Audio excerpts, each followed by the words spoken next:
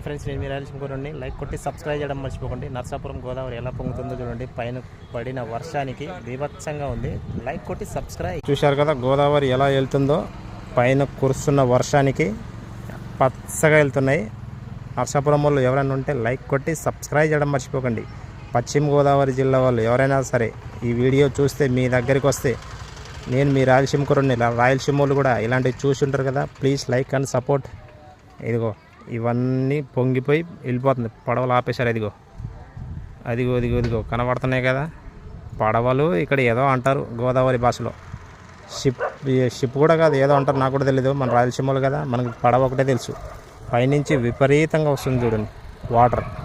అవతల ఇల్లులు కనబడుతున్నాయా, అవి మునిగిపోయినాయి అన్నమాట. ఆ మునిగిపోవడం వలన పడవలు కూడా ఆపేశారు. ఇంత వరదకి పడవ అవతల వెళ్ళదు. ఓకే, లైక్ కొట్టి సబ్స్క్రైబ్ చేయడం మర్చిపోకండి ప్లీజ్. చూపిస్తున్నాను కదా.